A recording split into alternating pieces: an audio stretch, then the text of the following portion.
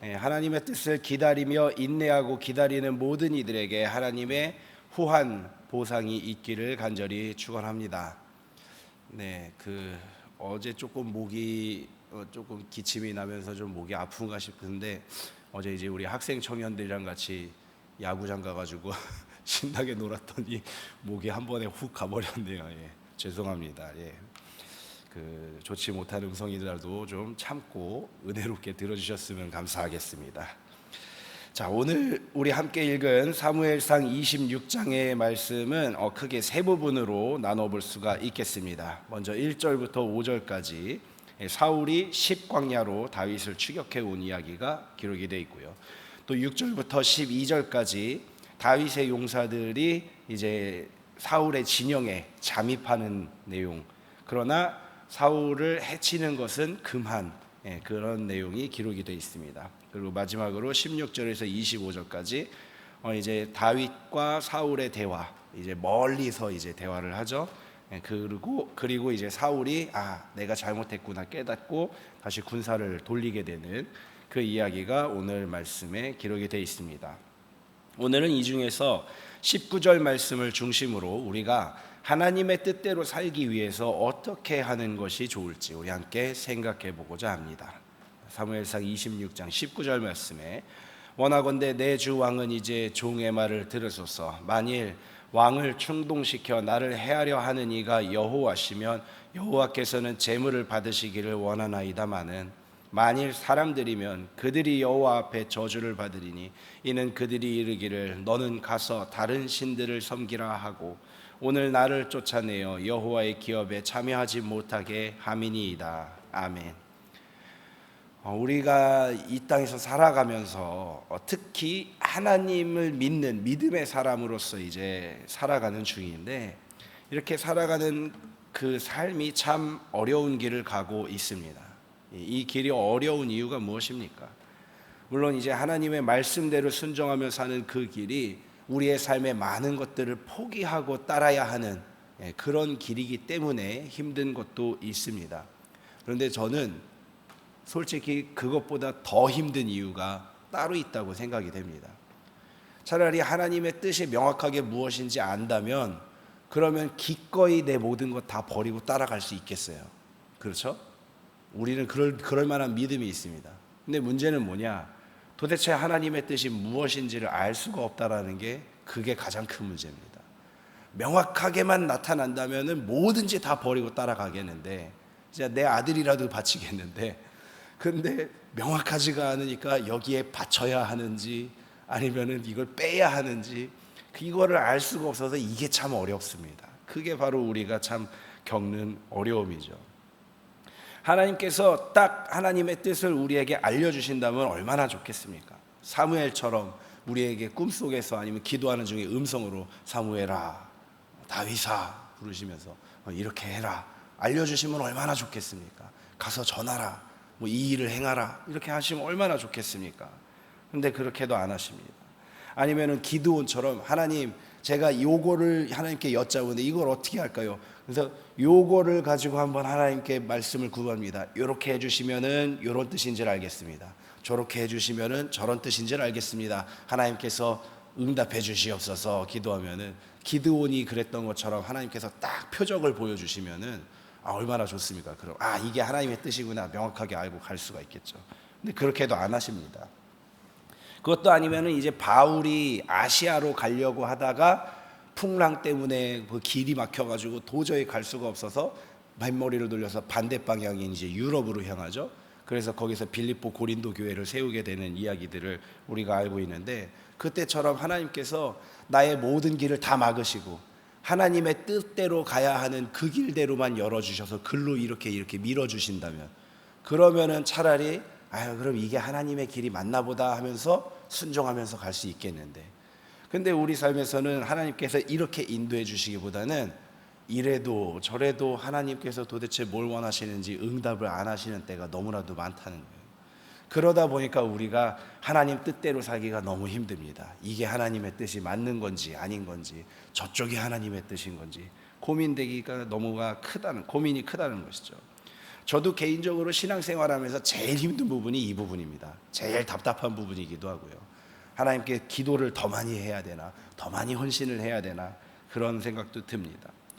그러다 보니까 우리는 항상 하나님의 뜻이 어디 있는가, 어떻게 우리가 하나님의 뜻을 구별해야 되는가, 그걸 알기 위해서라도 우리는 항상 하나님의 말씀을 읽고 묵상하고 또 우리 설교 말씀을 듣고 그리고 그 말씀대로 살기를 힘쓸 필요가 있는 것입니다. 자, 오늘의 본문에서 다윗은 이제 사울에게 쫓겨서 또 광야로 피하게 되죠. 그런데 어떤 사람의 밀고로 인해서 다윗의 주둔지가 사울에게 알려졌습니다. 그래서 사울이 군사 3,000명을 모집해가지고 다윗을 쫓아가죠. 그리고서는 다윗이 있는 진영 근처에 그 계곡 하나 넘어서에 딱 진을 치고 자리를 잡습니다. 이미 날이 저물어 가니까. 그런데 또 이게 재밌게 일이 돌아가는 게 사울이 그렇게 진쳤다라는 소식이 또 다윗에게도 들렸어요. 그래서 결국은 다윗이 사울의 진영을 먼저 찾아냅니다. 이게 군사 이런 싸움을 할 때는 특히나 요즘에는 이제 뭐 인터넷으로 위성 딱 찾아보면은 저게 주둔지가 어디 있는지 그런 것들을 그냥 한눈에 다 보이잖아요. 미국이 무서운 이유가 그거 아닙니까? 미국은 원하면은 어떤 부대가 어디에서 얼마나 주둔해 있고 무장을 얼마나 했는지 클릭 한번 하면 다 봐요. 그게 무서운 거예요, 미국은. 그래서 그런 게 굉장히 중요하기 때문에 정찰이 굉장히 중요한데 사울이 소식을 듣고 쫓아왔는데 다윗이 먼저 찾아낸 거예요, 사울의 진영을.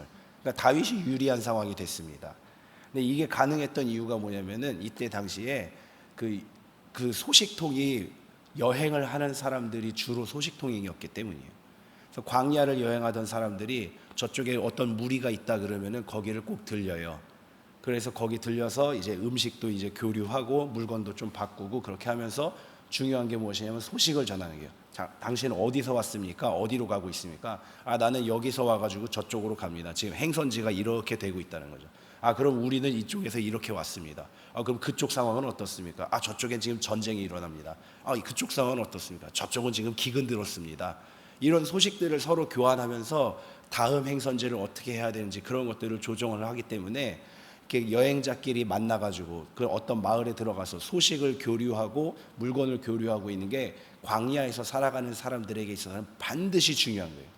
이게 성경에서 말하는 손님을 환대하는 것 이유예요. 손님을 환대하는 방법. 아브라함도 그렇게 손님을 환대했었던 그런 이유, 삶의 문화인 거죠. 이런 연장선에서 다윗을 지나쳤던 여행객이 사울에게 갔던 거고 사울을 지나쳤던 여행객이 다윗에게 간 거예요. 그렇게 해서 소식이 그렇게 교환이 된 겁니다. 그래서 결국은 다윗이 사울의 진영을 먼저 찾아내고 이제 밤중에 이야기를 합니다. 누가 나와 함께 가겠냐? 그래서 다윗의 용사들 중에서 아비새가 따라가죠. 그래서 사울의 진영에 잠입을 하는데 놀랍게도 그 밤중에 진영을 치고서는 잠을 청하고 있는데 보초가 한 사람도 없는 거예요. 그래서 다윗과 아비새 두 사람이 몰래 잠입을 하는데 진영 한가운데 있는 사울에게까지 가도록 아무 방해를 받지 못했어요.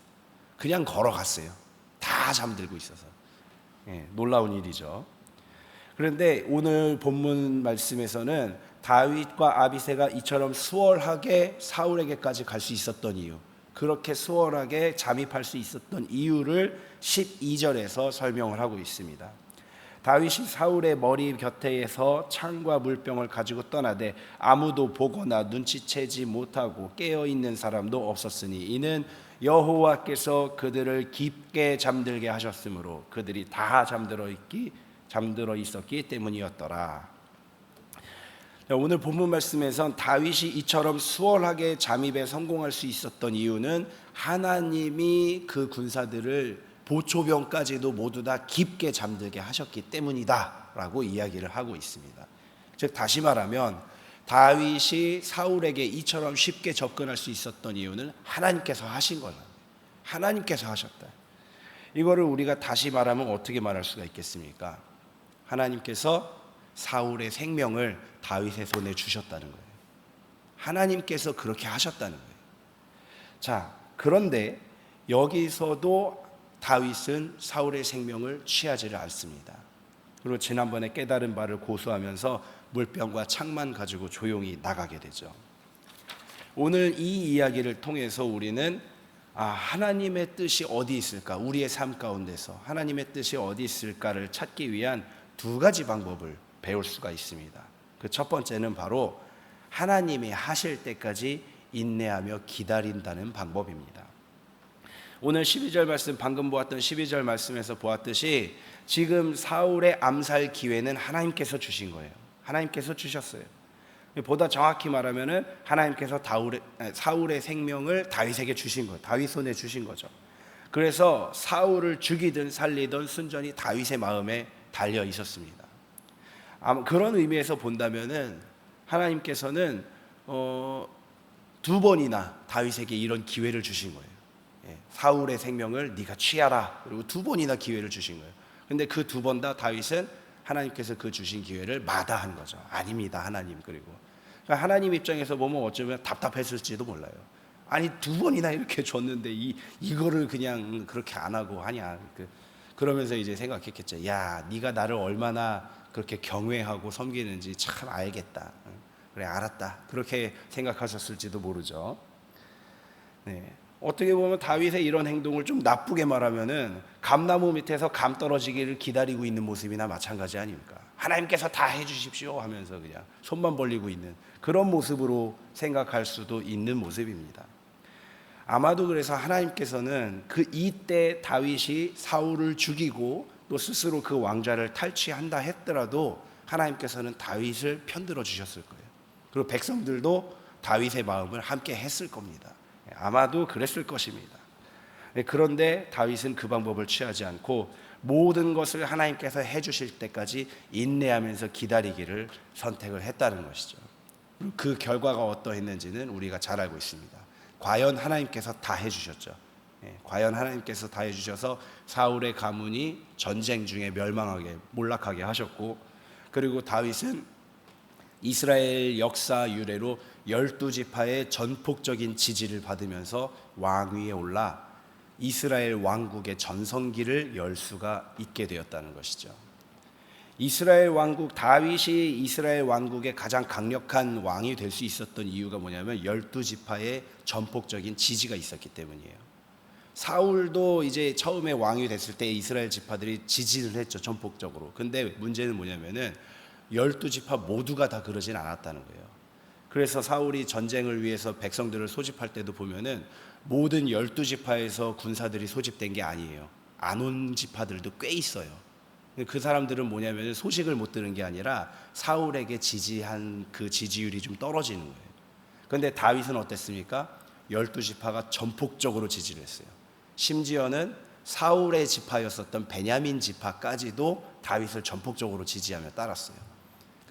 특히나 더 놀라운 건 베냐민 지파는 어느 정도까지 합니까? 다윗 가문 따르기를 사울을 대신해서 왕이 됐는데도 그 다윗을 따르기를 언제까지 하냐면 왕국이 분열될 때까지도 다윗을 따라와요.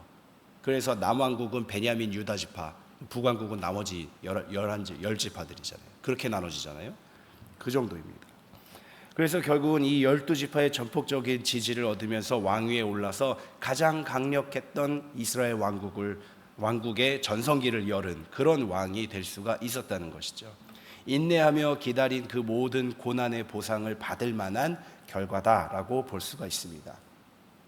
우리도 살다 보면 참 하나님의 뜻이 무엇인지 알기가 어려울 때, 혹은 이것이 정말 하나님의 뜻이다 싶은 것이 있더라도 한 번 더 재고해 보면서 과연 하나님께서 하신 것인지 생각해 보고 기다려 보는 것도 방법입니다.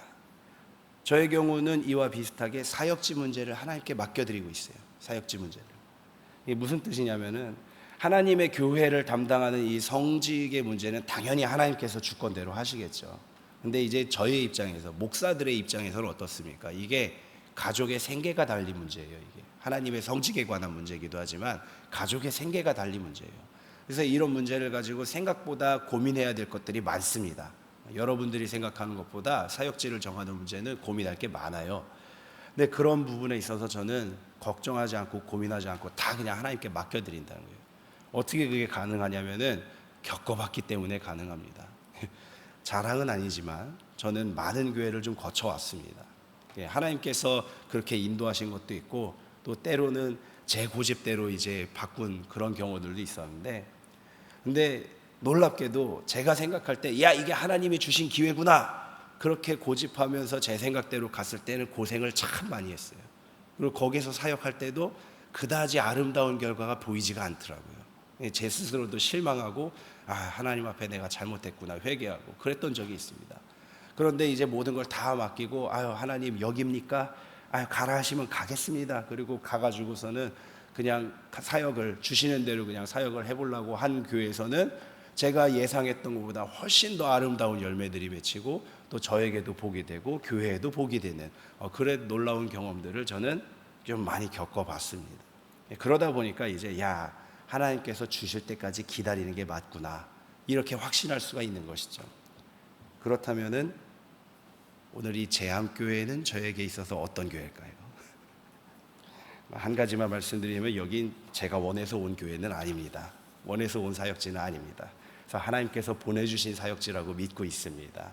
그래서 여러분들과 함께 목회를 하는 게 참 행복하네요. 지금 행복하게 느껴집니다. 감사드리고요. 자, 계속해서 두 번째 하나님의 뜻이 우리 가운데 어떻게 하나님의 뜻이 있는가 그것을 찾을 두 번째 방법, 그것은 바로 복수는 하나님께 맡기라는 겁니다. 그거는 간단하게 집어보고 넘어가겠습니다. 앞서 설명했듯이 하나님께서는 사울의 생명을 다윗의 손에 넘기셨습니다. 그러나 다윗은 그 사울의 생명을 다시 하나님께 넘겨드립니다. 우리가 맥체인 성경 읽기표를 따라서 지금 사무엘상 말씀을 읽고 있는데 최근에 읽었었던 24장 그리고 25장 그리고 오늘 우리 함께 읽은 26장까지 똑같은 내용이 반복되고 있습니다.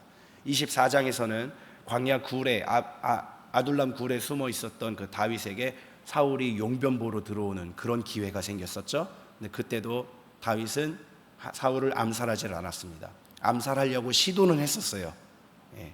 그 옷자락을 살짝 베죠. 근데 그때 느낀 거예요. 하나님의 기름 부으심 받은 자를 내가 내 손으로 치는 게 옳지 않구나라는 양심의 가책을 느꼈어요. 그때. 그래서 그때부터 절대 손대지 않겠다, 복수를 하지 않겠다 선언을 한 거죠. 25장 말씀에서는 어떤 내용이 있냐면은 그 다윗이 이제 피난 생활을 하면서 알게 모르게 은혜를 끼쳤던 한 사람이 있었는데 나발이 있었는데 그 사람이 이제 양털을 깎을 말하자면 수확을 할 때가 됐다라는 소식을 들은 거예요.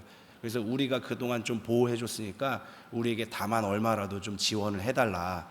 그렇게 해서 사환을 보냈는데 이 나발이 거저 보낸 거예요. 요즘에는 주인에게서 도망치는 종놈들이 많다 그리고 욕하면서 돌려보냈어요. 그래서 다윗이 군사 200명 데리고서는 나발을 치러 올라가는 중에 나발의 아내 아비가일이 이제 몰래 맞으러 나오죠. 그래서 예물을 준비해서 와서 죄송합니다. 우리 남편이 이름이 나발인데 그 이름이 어울리게 어리석은 자입니다. 신경 쓰지 마십시오. 제가 예물 이렇게 준비했으니까 이거 받고 용서해 주십시오. 해가지고 결국은 다윗이 거기서 이제 복수를 포기하는 장면이 나옵니다. 여기서도 근데 다윗이 이렇게 얘기합니다. 32절 말씀에 다윗이 아비가일에게 이르되 오늘 너를 보내어 나를 영접하게 하신 이스라엘의 하나님 여호와를 찬송할지로다. 또 내 지혜를 칭찬할지며 또 내게 복이 있을지로다. 오늘 내가 피 흘릴 것과 친히 복수하는 것을 내가 막았느니라. 그러면서 하나님께 감사를 하고 있는 거예요. 복수할 뻔했는데 욱하는 마음에 복수할 뻔했는데 그거를 막아주셨다. 그러니 감사하는 거죠. 오늘의 말씀에서도 다윗은 결국 스스로 복수하기를 포기하고 하나님께 맡긴 겁니다. 다윗은 다만 자기의 이 지금 당장의 위기를 벗어날 만한 방책만을 취합니다. 그렇게 했던 것이 무엇이냐? 바로 하나님께 모든 복수를 맡기고 다만 나는 하나님께 간구하면서 호소하면서 기도하면서 매달렸다라는 것이죠. 이런 방법을 취했다는 것이죠. 이 방법이 정말로 옳은 방법이다라는 것을 성경의 다른 한 구절이 또 증명해 주고 있습니다. 유다서 1장 9절의 말씀을 보면은 천사장 미가엘이 모세의 시체에 관하여 마귀와 다투어 변론할 때에 감히 비방하는 판결을 내리지 못하고 다만 말하되 주께서 너를 꾸짖으시기를 원하노라 하였거늘. 이 이야기가 뭐냐면은 우리가 알고 있죠. 모세의 시체는 하나님께서 직접 장례를 치러 주셨잖아요. 그래서 모세가 어디에 묻혔는지 아무도 모른다고 그렇게 알고 있죠, 우리가. 그런데 이때 그 장례 문제에 놓고 사단과 천사들, 하나님의 뜻을 대변하는 미가엘이 싸웠다는 거예요.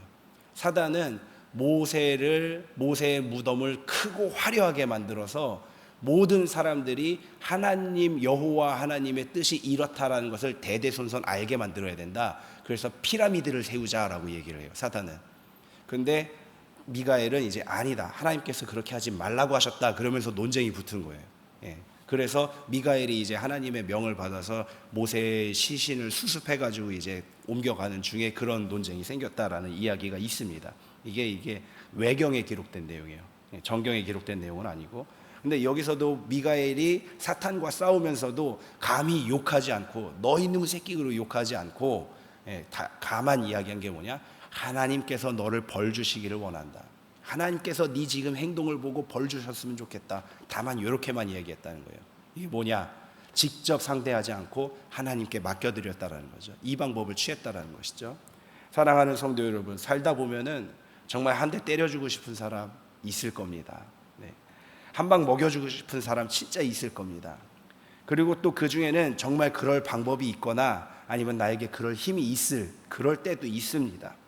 그러나 나의 이 분함과 억울함, 그것을 내 손으로 복수하는 것으로 표출하지 말고 그 분함과 억울함을 하나님 앞에 와서 엎드려서 호소함으로, 기도함으로 사용해 보시기를 권고해 드립니다. 내가 할 수 있다면 그냥 그것은 나의 일로 끝나는 거예요. 나의 역사로 끝나버리는 거예요. 근데 이것을 하나님께 넘겨드리면 이게 하나님의 역사가 되는 거예요. 나의 역사가 아니라 하나님의 역사가 된다라는 것이죠. 그렇게 한다면은 그 후속, 내가 모든 일을 처리하면 그 후속도 다 내가 책임져야 되는 거예요.